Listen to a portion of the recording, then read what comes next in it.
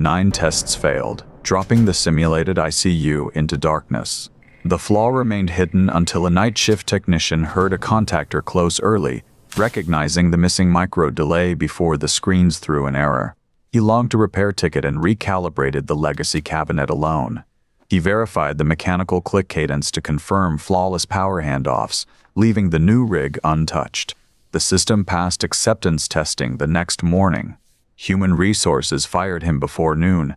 "Stay here. The man they just walked out is the only one who can keep the hospitals lit."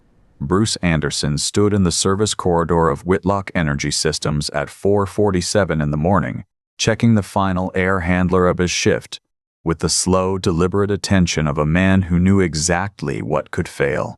His lower back carried a dull ache. The physical cost of spending 10 hours walking polished concrete floors under harsh fluorescent light. He placed his right palm flat against the metal casing of the ventilation unit and waited.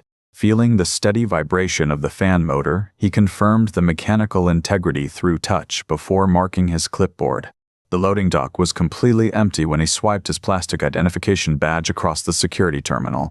The sharp chirp echoed against the cinderblock walls, signaling his departure from the facility as he walked out into the cold morning air, pulling the collar of his gray work shirt closer to his neck. He drove his sedan through the quiet streets of Cedar Falls, following the familiar route without thinking about the turns, the town remaining asleep behind closed blinds to leave the roads entirely to night shift workers making their silent commutes. The rented duplex sat near the end of a narrow street. Dropping his keys, Bruce walked straight into the kitchen, his boots making no sound on the linoleum floor as he put away the groceries. On the top shelf of the pantry, pushed far behind a row of spare light bulbs, sat a heavy gray metal lockbox with a combination dial and scratched bottom corners. Bruce did not look at the box as he stored a package of dry cereal below it, closing the pantry door with a quiet click. Eleanor Harlan emerged from the short hallway wearing a thick wool cardigan over a floral housecoat. The retired school nurse offered a brief nod, having completed her own overnight shift. Collecting her thermos from the entry table, she stepped out the front door without speaking a word, understanding the weight of the night shift. She required no explanation for the hollow look in Bruce's eyes. Bruce stood at the kitchen stove. His shoulders dropped a fraction of an inch as the adrenaline of the workday finally receded, leaving only the deep bone fatigue. He opened a can of condensed tomato soup, pouring the thick red liquid into a small saucepan, stirring it slowly over a low blue flame. Mabel appeared in the doorway a few minutes later, her young frame entirely swallowed by oversized flannel pajamas. Carrying a small stuffed rabbit named Switch tucked under her left arm, the toy missing its left ear from an old accident in a car door, she climbed onto one of the wooden chairs, watching her father move around the small space. He placed the steaming bowl of soup directly in front of her, setting a spoon beside it. "Why are we having canned tomato soup again?" Mabel asked, looking at the red surface of the soup before looking up at his face. She did not wait for an explanation about budgets, launching into a story about a minor squabble she had witnessed on the playground at school. She described the conflict between two classmates with absolute sincerity, treating the playground drama as the central event of the week. Bruce stood at the counter with his own small bowl, absorbing her childhood concerns while resisting sleep. Listening to the cadence of her voice, he found his center in the steady rhythm of her plain existence, offering quiet, affirming responses that shielded her from the reality of his own physical depletion. An hour later, he walked her back to her room, tucking the blankets around her shoulders. He bent down to check the moon-shaped nightlight plugged into the baseboard, ensuring the small plastic bulb glowed brightly enough to push the shadows into the corners, before closing her door halfway and walking into his own bedroom, collapsing onto the mattress to sleep through the daylight hours. That evening, the cycle restarted with the sharp chirp of the badge reader at the Whitlock Energy Systems loading dock. Bruce stepped through the heavy doors, the gray facility work shirt freshly laundered but carrying the same institutional weight, and walked down the long, polished concrete service corridor with his rubber-soled boots squeaking faintly against the pristine surface. He paused outside a heavy fire-rated steel door, stopping still, The door bore stenciled yellow warnings about a restricted care testing environment, marking the boundary of the acceptance lab. Through the thick steel, he could hear the deep, constant vibration of the simulated pediatric intensive care unit load bank testing rig running its latest sequence. According to the quiet gossip among the maintenance staff, the engineering team had recorded 9 consecutive failures, with the simulated hospital floor going dark for 11 seconds during every power transfer attempt. 4 highly paid outside consultants had packed their equipment and departed without providing a solution, leaving the $84 million federal contract stalling on the verge of cancellation. Bruce closed his eyes and tipped his head slightly toward the painted cinder block wall. He waited for the specific moment in the test cycle, filtering out the ambient hum of the ventilation system and the distant whine of the servers. Then he heard it. One old relay clicked, echoing faintly through the corridor walls from a legacy cabinet housed on the floor below. The main mechanical contactor slammed shut half a beat too early, creating a heavy, violent clunk that vibrated through the floorboards. To anyone else standing in that hallway, the sound registered as standard heavy machinery noise. But to Bruce, the precise acoustic signature revealed the entire architecture of the failure. The necessary timing delay was missing from the control sequence, causing the power sources to parallel out of phase. He opened his eyes, his expression remaining blank, processing the diagnostic truth. The required timing delay was missing. Bruce walked 50 feet down the corridor to a wall-mounted maintenance terminal, logging in with his standard technician credentials to pull up the facility work order system. His fingers moved across the keyboard with a steady, unhurried rhythm, typing out a preventative maintenance ticket for the heavy HVAC air handler mounted directly above the legacy relay cabinet on the lower level. Submitting the request took only a single keystroke, sending the digital form into the corporate queue. The screen refreshed, confirming the log ticket and returning to the blank login prompt before he turned away from the terminal, walking deliberately down the corridor toward the stairwell to begin his shift. Bruce Anderson parked his sedan in the far corner of the Whitlock Energy Systems lot just after midnight, the engine ticking as it cooled in the damp air. The heavy canvas tool bag slung over his shoulder pressed a familiar weight into his collarbone. He pulled his identification badge from his pocket and pressed it against the scanner at the loading dock entrance. The electronic chirp echoed across the empty concrete expanse, weaving a silence that felt heavier than the noise. The lower-level service corridor smelled of ozone and floor wax, a space built for utility. Bruce set his bag on the polished gray floor and retrieved a heavy steel wrench.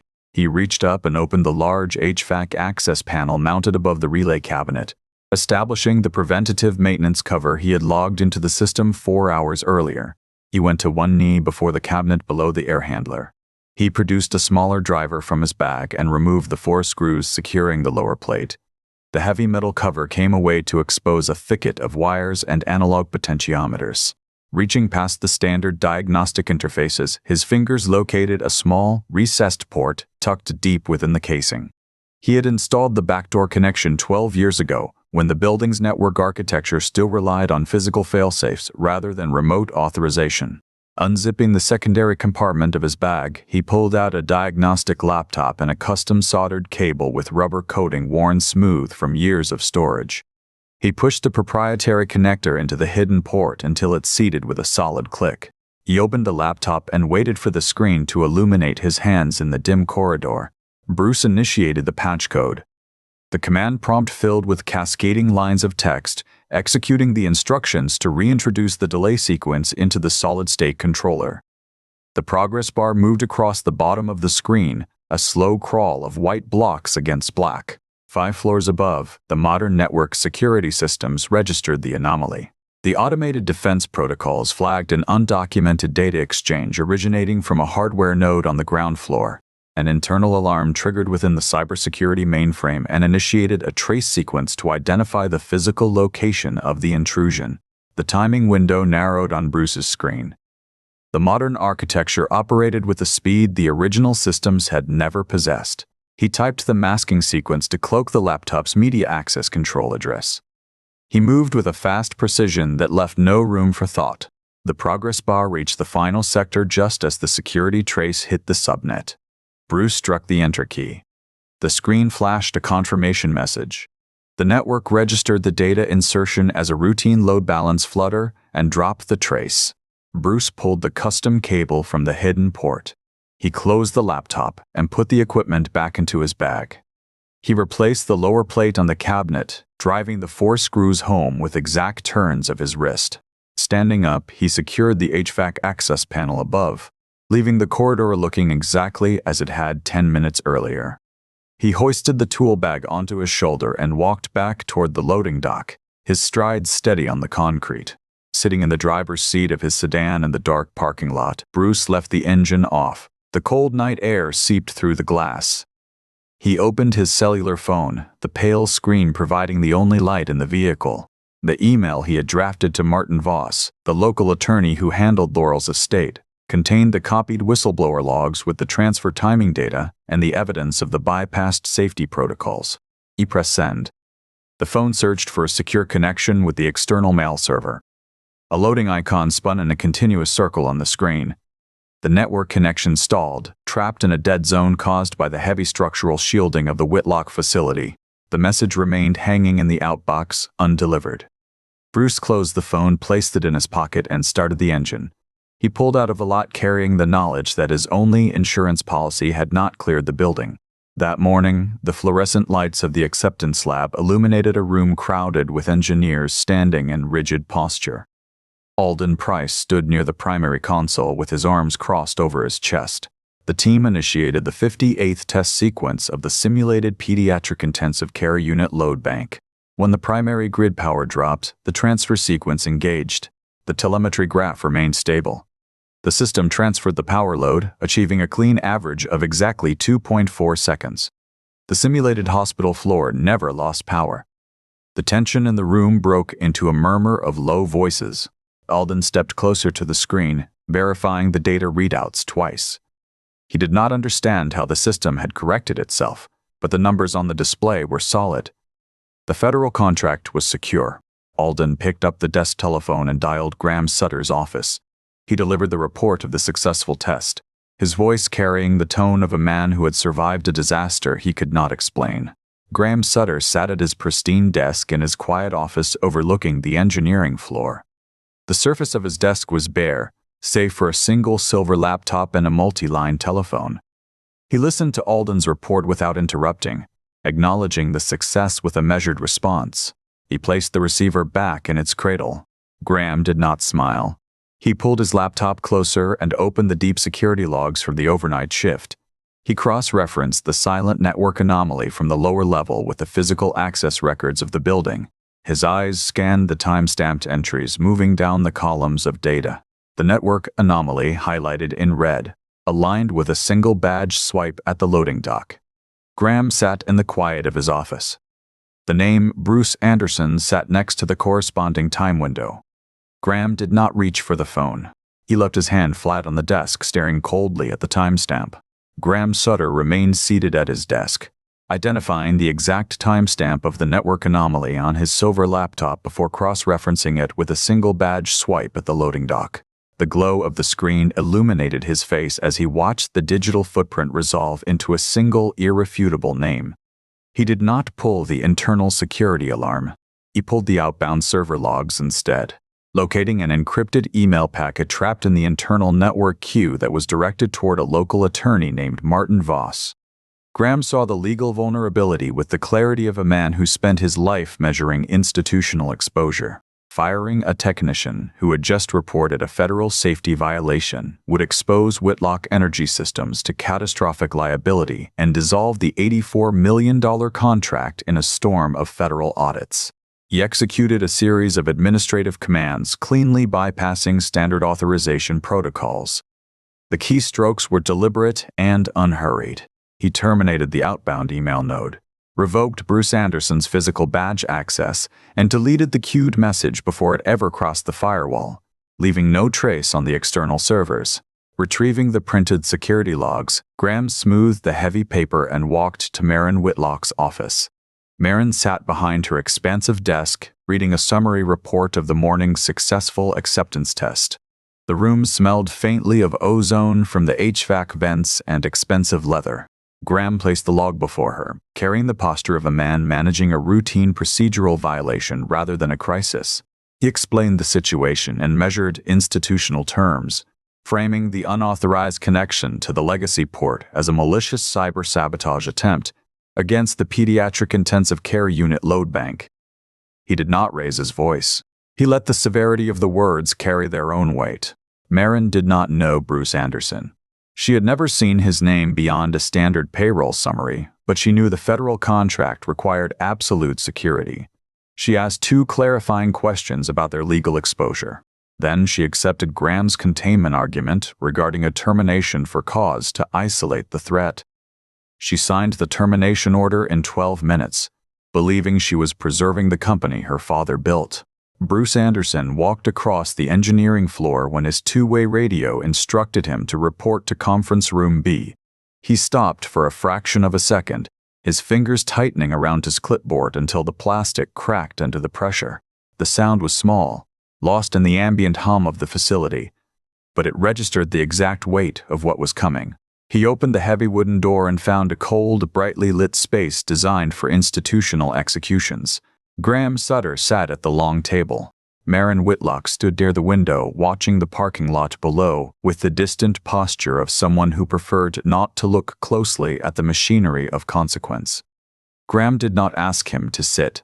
He informed Bruce in a voice devoid of heat that his employment was terminated for attempting to implant malicious code into a restricted critical care testing environment. Graham slid a densely typed document across the polished table. It outlined a $10 million corporate countersuit and a criminal referral for industrial sabotage if Bruce ever discussed the network event with anyone outside the room. The paper rested there, crisp and final. Bruce did not reach for it. He absorbed the threat. His posture didn't change, and his eyes never left Graham's face. He looked at the printed words, recognizing the ruthless architecture of a trap designed to bury the truth alongside his livelihood. "Do you want the hospitals to stay lit, or the file to look clean?" Bruce asked, his voice calm and measured. Graham refused to engage with the technical reality. He tapped the document with one manicured finger while maintaining his strict legal framing. "The concern here is the integrity of the testing environment, not your intentions," Graham said. Bruce dismissed the man and looked at Marin Whitlock. He studied her for a long moment, seeing a chief executive officer who did not possess the truth of her own building. The silence held between them, stretched tight by the things left unsaid. "Read your father's first microgrid drawings," Bruce said. He did not wait for a response.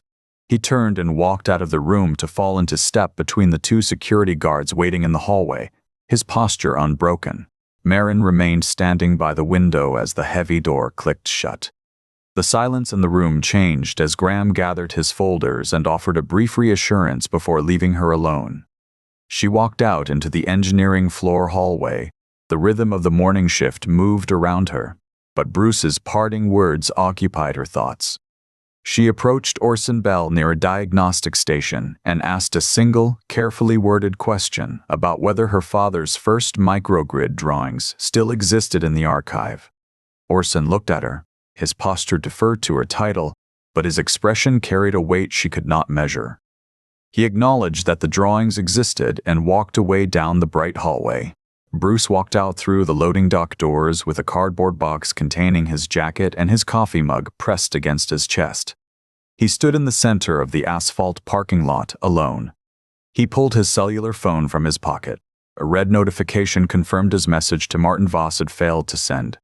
He remained in the quiet air, the truth locked inside the building behind him, and his only insurance policy dead in the queue. The morning shift was fully underway, the distant hum of the facility's massive generators vibrating through the pavement beneath his work boots. He looked at the heavy steel doors of the loading dock one last time, measuring the distance between the life he had built and the sudden silence of unemployment. He placed the cellular phone back into his pocket with deliberate care, adjusted his grip on the cardboard box, and took the long walk across the lot toward his car, stepping into the uncertain space of the day ahead. Bruce Anderson sat in the driver's seat of his sedan outside the brick facade of the Cedar Falls Elementary School, the engine running just enough to keep the heater circulating warm air through the cabin. The midday sun threw hard, unforgiving angles across the asphalt parking lot, casting shadows that felt too sharp for an afternoon that was supposed to be spent in the muted fluorescent light of a facility's service corridor. In the trunk of the vehicle, resting against the spare tire well, a single cardboard box held a heavy winter jacket, a ceramic coffee mug, and a handful of basic hand tools.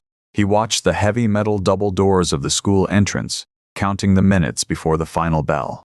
The heavy doors pushed open, releasing a sudden wave of small bodies into the bright air.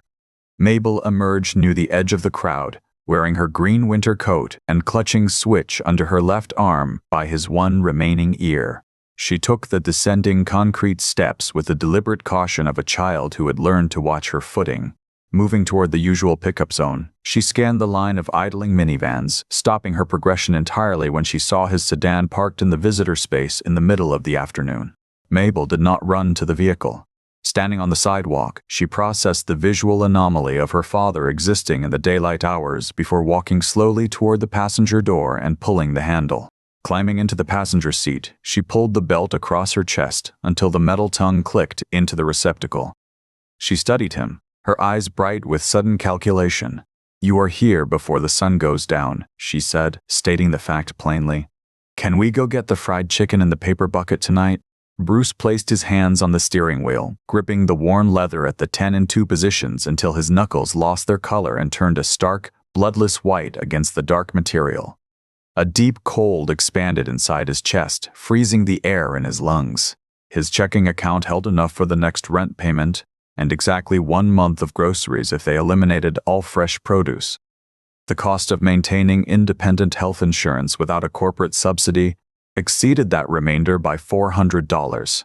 The legal retainer required to fight a federal sabotage accusation filed by a billion-dollar corporation was a number that did not exist in his world. The sharp physical ache of a man standing at the absolute edge of a sheer drop radiated through his ribs. He released his grip on the wheel very slowly, returning the blood to his fingers. "We need to eat the soup in the cabinet tonight," Bruce said, his voice dropping into a soft, steady register that betrayed nothing of the tension vibrating in his bones. "I need to look at some things at the house." Mabel accepted the answer, the way she accepted the sudden darkness in a hallway. She nodded once, a small, concise motion, and pulled Switch tighter against her chest, wrapping both of her small arms around the worn fabric. She asked no further questions as Bruce shifted the vehicle into drive and pulled away from the curb. The interior of the duplex was silent when they arrived, carrying the distinct, heavy stillness of a house that was accustomed to being empty during the daylight hours. Bruce walked into the kitchen and stood before the narrow pantry, the air smelling faintly of old wood and dried pasta. Reaching past the spare light bulbs and the emergency flashlight on the top shelf, his fingers closed around the cold, scratched metal of the heavy lockbox. He pulled the container down, setting it onto the scarred surface of the kitchen table with a solid thud that seemed too loud for the small room. Turning the small combination dial, he listened to the precise mechanical clicks of the tumblers aligning into place. The latch released. He lifted the heavy metal lid. Inside the box, resting on top of a sealed paper envelope addressed in his own handwriting, lay a faded photograph of Laurel standing beside the first assembled load bank prototype 12 years ago. The specific gravity of that grief would compromise the work he had to accomplish, so he kept his gaze averted. Moving his hand past the photograph, past the printed email from Calvin Whitlock praising his initial load-balancing architecture, he closed his fingers around a small, heavy object wrapped in dark, anti-static plastic. The item was an ironclad, heavily encrypted, solid-state digital storage drive. Bruce carried it into the living room, sitting down at the small wooden desk tucked into the corner near the window. He plugged the metal drive into the side port of his home computer, waiting for the verification prompt to appear on the screen. Typing a 32-character cryptographic key, he unlocked the partition. The screen populated with the raw, unmodified source code and the complete version control commit history from 12 years prior. The files contained the exact foundational architecture of the timing sequence he had restored the previous night, bearing his digital signature on every critical line. He prepared the documents, methodically organizing the technical proof. The engineering executive suite at Whitlock Energy Systems maintained a steady climate-controlled temperature of exactly 68 degrees. The air filtered and entirely odorless. Graham Sutter sat behind his expansive, clear glass desk, his posture relaxed and perfectly aligned with the high back of his leather chair. Alden Price stood in the center of the office, holding a thick stack of printed compliance reports in both hands, his knuckles tense. Marin Whitlock stood near the heavy wooden door, her arms crossed defensively over her chest. "The physical patch works," Alden said, placing the heavy stack of documents onto the glass surface of Graham's desk. The binder landed with a dull slap. Transfer times held cleanly at 2.4 seconds on the first cycle, but the documentation attached to the certification file is entirely fraudulent. The manual outlines a mechanical switching procedure that does not exist in the active hardware. Graham did not reach for the papers. He looked at the printed stack, acknowledging its presence without accepting responsibility for the mess. "The system functions," Graham said, his voice smooth and entirely devoid of urgency. "Our client requires functional reliability, which we have now secured. Any internal documentation mapping is an administrative cleanup task for the next quarter. Close the active file, Alden. The compliance gap is an internal matter." Alden pressed his hands flat against the glass desk, leaning forward. "It is a federal safety compliance violation," he said. "If the audit team runs the manual against the physical board, they will see the discrepancy in 10 minutes. They will see a working microgrid," Graham corrected, shifting his gaze to Marin. He delivered his containment argument with the smooth, frictionless ease of a man who had survived a dozen corporate panics. "Marin, if we open a formal investigation into the documentation history today, we legally mandate a suspension of the acceptance process. The hospitals remain vulnerable. The $84 million contract dissolves, and the board will demand immediate leadership changes for failing to secure the deployment. We fix the software quietly, and we move forward." Marin stood by the door, the heavy brass handle resting near her hip. The quiet question she had asked Orson Bell in the hallway the previous afternoon remained unresolved, pointing toward a fundamental discrepancy in the architecture of the system she owned. She looked at Graham, seeing a man who possessed 14 years of unblemished operational success, a man who had protected her father's company through every regulatory hurdle. The pressure of the federal contract was a physical weight pressing down on her shoulders. She took a slow breath, closing her eyes for a fraction of a second, and let the discrepancy bury itself under the necessity of keeping the hospital contract intact. "Defer to Graham's timeline on the administrative cleanup," Marin said, her voice tight and formal. "Secure the acceptance file."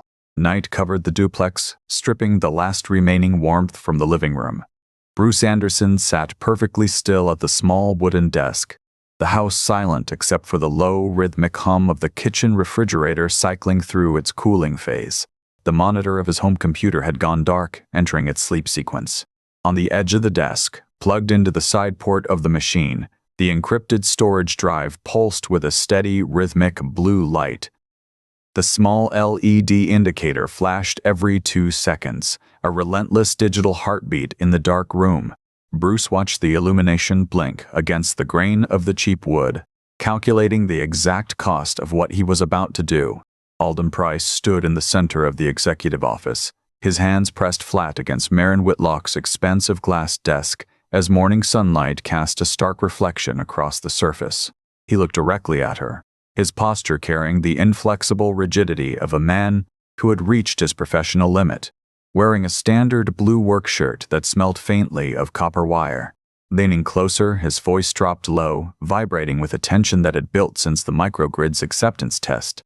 The documentation gap, he stated, was not an administrative error that could be corrected next quarter, but a structural omission that would trigger a federal fraud investigation the moment auditors matched the paperwork against the active hardware. The timing sequence operating the relays was absent from the certified manuals, a reality he described using precise technical terms. Marin stood by the window, watching the traffic below while absorbing the scale of the federal liability, the numbers proving that Graham Sutter's containment strategy had collapsed. The reality of the missing documentation would dismantle the massive hospital contract and drag the entire company into criminal prosecution. A heavy silence stretched between them, thick with the weight of decades of corporate assumption breaking apart. She offered no defensive argument, nor did she raise her voice, but instead walked past him out of the office. She descended the staircase to the engineering floor, her heels striking the concrete in a sharp, deliberate rhythm. The temperature on the lower level was kept a precise 4 degrees cooler than the executive suites. Walking past the rows of diagnostic stations, she ignored the hum of the machinery, moving with a directness that caused several junior technicians to step back as she headed toward the far corner of the room. Orson Bell sat reviewing a printed schematic with the methodical focus of a man who had spent 40 years reading circuits. Marin stood beside his scarred workstation, waiting until he set his pen down before asking him for the absolute truth regarding the transfer sequence architecture. Her voice lacked its usual corporate authority, reduced instead to the cadence of a person asking to be unburdened of a lie. Orson offered no reaction, nor did he ask her to clarify the sudden request. He reached down to the bottom drawer of his desk, pulling the heavy metal handle to withdraw a clear plastic protective sleeve, sliding it across the surface until it rested in front of her. Inside the plastic lay a faded diner receipt, yellowed with age, bearing a faint blue pencil sketch of a load-balancing logic sequence. The initials BA were printed in the bottom right corner, a ghost in a machine that had run their flagship product for years. Marin stared at the paper, realizing she had been walking in the wrong direction for her entire life. Reaching into his pocket, Orson produced a heavy metal key, setting it down next to the receipt with a solid clink. This object, he told her in a voice roughened by years of inhaled flux, was the master decryption key to a legacy server partition that Calvin Whitlock had isolated before his death. Her father had trusted him to keep it safe until someone finally asked the right question. A day he had waited 12 years to see arrive. Marin took the key, the cold metal pressing into her palm, and walked toward the restricted server room where the heavy steel door required her executive badge. The panel chimed once before the locking mechanism disengaged with an echoing thud, granting her access to the archive. The interior was loud with the roar of cooling fans, the air rushing past in a freezing current. Racks of modern servers stood in identical rows, their panels flashing with rapid lights in chaotic bursts. But she moved past the active hardware until she reached the very back corner. Bolted to a reinforced steel table stood a single gray terminal, entirely separate from the active network. She inserted the key into the port on the side of the casing, turning the metal until it clicked, before typing her administrative credentials into the mechanical keyboard. The keys offered heavy resistance, demanding deliberate force for every letter she struck as she bypassed 12 years of security. The monitor flared to life, casting a pale reflection against her dark eyes as digital logs populated the screen in cascading lines of green text.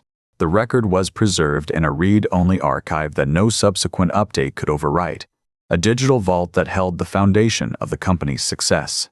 She read through Bruce Anderson's original commit histories, tracing the exact blueprints of the timing delay that currently operated the microgrid with perfect reliability. Beside them, verified with a cryptographic signature, were Graham Sutter's footprints altering the Whitlock standard transfer sequence documentation. The logs showed Graham systematically removing Bruce's name from every technical file, replacing the elegant safety logic with generic mechanical descriptions that satisfied the regulators while hiding the truth. She gripped the edge of the metal table until the knuckles lost all color, anchoring herself against the sudden, absolute shift in her understanding of her own company. For 12 years, she had allowed Whitlock Energy to become an institution that rewarded executives for generating flawless compliance reports while rendering the frontline architects of their safety completely invisible. Graham had not broken the microgrid. He had simply operated under the toxic corporate assumption that a signed legal document held more authority than the laws of physics. It was a machine designed to protect the men who managed the files, while ruthlessly discarding the men who kept the hospitals lit. Initiating the print command, she listened to the laser printer grind as it produced the pages, the mechanical noise echoing in the small space. She gathered the warm paper, placed it into a manila folder, and carried the undeniable truth back up the stairs to her office. Sitting behind her glass desk, she picked up her multi-line phone and dialed the direct numbers for the directors. calling an emergency session for 2 o'clock that afternoon with a tone that accepted no scheduling conflicts. The corporate boardroom was a vast space designed to intimidate, featuring a long, polished oak table surrounded by heavy leather chairs. Marin stood at the head of the table, her posture straight, a single manila folder resting on the wood in front of her. Graham Sutter sat near the center of the room, his suit perfectly pressed, a silver pen resting parallel to his legal pad as he projected his usual calm, reasonable authority. He looked at Marin, carrying a patient certainty that whatever she presented could be easily managed. Opening the folder, she distributed the printed server logs to the 12 men and women seated around the table before initiating the projector to cast the digital footprints onto the large screen. Pointing directly to the timestamps and the access credentials, she let the green text glow against the white wall, the stark numbers refusing to bend to corporate interpretation. She detailed exactly how Graham had exposed Whitlock Energy to federal criminal prosecution for safety fraud, explaining the mechanical reality of the missing documentation. She outlined how the falsified reports for the massive hospital contract constituted a deliberate deception of regulatory agencies, speaking in long, measured sentences that refused to let the heavy silence break her rhythm as she presented the facts with the unyielding momentum of a falling stone. Graham shifted in his chair, adopting the tone of a man explaining a complicated necessity to people who lacked the technical background to understand the industry. The alterations, he argued with a smooth cadence, were standard administrative streamlining, a necessary adjustment to secure the commercial viability of the product in a competitive market. His hands betrayed him, the fingers curling tightly against the leather armrests, the knuckles turning white under the strain of maintaining his frictionless exterior. The directors looked from the projected logs on the wall to the printed pages in their hands, the reality of the federal liability settling over the room with crushing weight. This evidence was absolute, a mathematical certainty that left no room for containment strategies, public relations spins, or internal cleanup operations. The senior member, a man with 30 years of corporate litigation experience, placed his hands flat on the table and called for a formal vote that required no debate. The vote was unanimous. The group terminated Graham Sutter for cause, immediately severing his financial stake and revoking his access to the building and all networks. Graham stood up from his chair, the polished exterior he had maintained for a decade dissolving in 20 minutes, leaving a man stripped of the institution that had defined his existence. Without speaking, he picked up his silver pen, slid it into his inside jacket pocket, and walked out of the heavy wooden doors without looking back. Marin remained at the head of the table until the room emptied and the heavy wooden doors clicked shut. She closed the cardboard cover over the printed pages, stepping out into a corridor where the air felt abruptly thin and cold. Instead of returning to her office to acknowledge the victory, she reached into her pocket, withdrew her phone, and dialed the number for Dana Whitcomb's law office in Des Moines. Bruce Anderson sat across the long, polished oak table from Marin Whitlock, his posture carrying the quiet stillness of a man who had already calculated the weight of the room. The conference room at Dana Whitcomb's law office in Des Moines was a windowless box on the 14th floor, containing only a water pitcher, a speakerphone, and 3 stacks of paper. Dana Whitcomb, a 46-year-old attorney, distributed the final settlement documents, the heavy stock sliding across the polished oak with the dry sound of a transaction closing. The agreement regarding the timeline discrepancy sat directly beside the retroactive licensing payout for the Anderson transfer logic. Marin Whitlock sat opposite him, staring down at the signature line.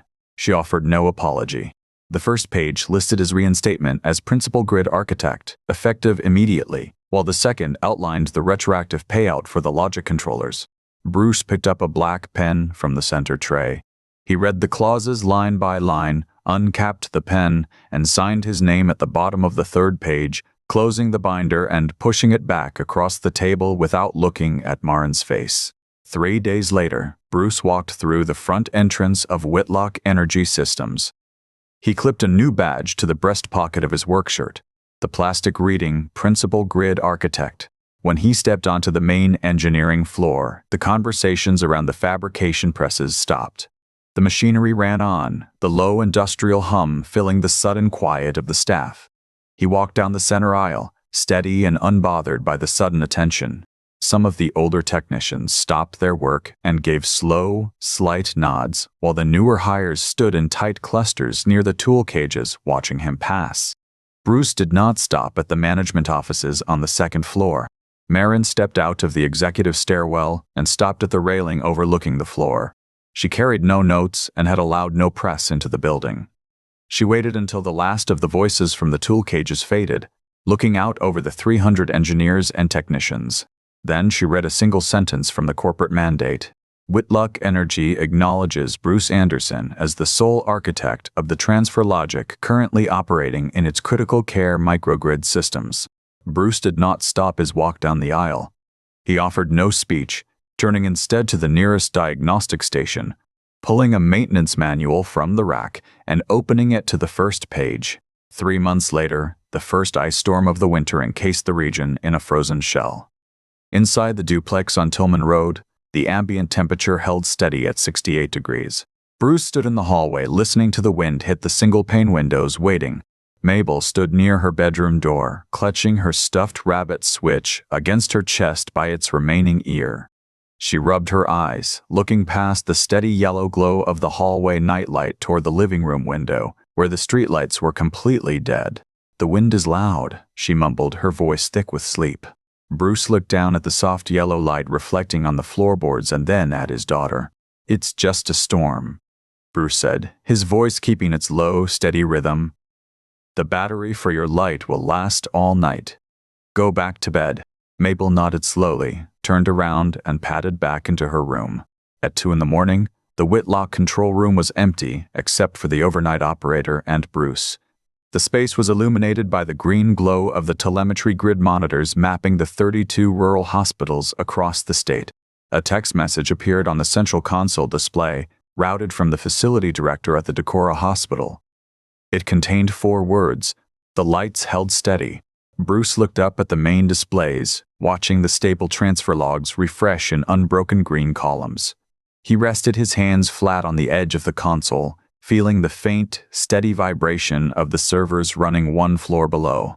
There were no press releases here, and no executives to claim the victory. There was only the quiet hum of the machinery, and a man ensuring the grid held its ground against the dark, the continuous lines of power for another minute, pulled his hands back, and went back to work.